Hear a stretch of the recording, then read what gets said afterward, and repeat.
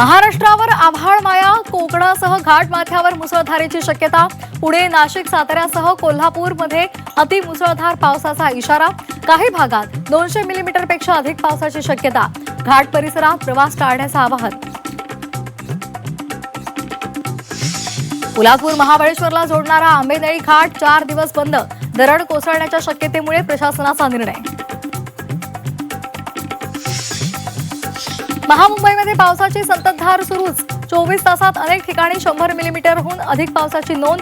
तर मुंबई, नवी मुंबईसह ठाणे आणि पालघरला आज पावसाचा रेड अलर्ट. अतिवृष्टीची त्या पार्श्वभूमीवर नवी मुंबई, ठाणे आणि पालघरमध्ये शाळांना सुट्टी जाहीर. नागरिकांनाही खबरदारी घेण्याचं आवाहन. मुंबईमध्ये 4 दिवसात पावसाचे 3 बळी. मीरा भाईंदर आणि चेंबूरमध्ये अंगावर झाड पडल्यामुळे दोघांचा, तर साकीनाक्यामध्ये उघड्या मॅनहोलमध्ये पडून एकाचा मृत्यू.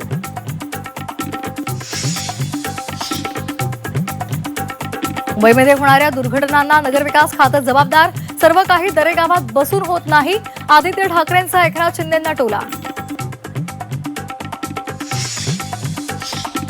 राम मंदिर दानचोरी विरोधात उद्धव ठाकरेंचा एल्गार. उद्या शिवसेना युबीटीचं राज्यभर रामरक्षा आंदोलन. दादरच्या हनुमान मंदिरामध्ये उद्धव ठाकरे स्वतः महाआरती करणार. तर लवकरच अयोध्येचा दौराही करणार. अयोध्येमधील राम मंदिर दान चोरी प्रकरणात माध्यमांचा सरसंघचालक मोहन भागवतांना प्रश्न. माध्यमांच्या प्रश्नावर मोहन भागवतांची राम राम अशी प्रतिक्रिया.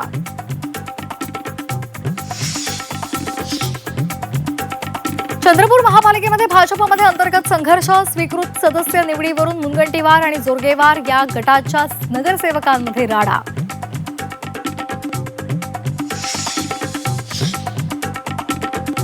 केतन अग्रवाल हत्या प्रकरणात आरोपी सिया आणि चेतनला 14 दिवसांची न्यायालयीन कोठडी. दोघांचीही येरवडा कारागृहात रवानगी. आरोपींच्या नार्को टेस्टची मागणी कोर्टानं फेटाळली.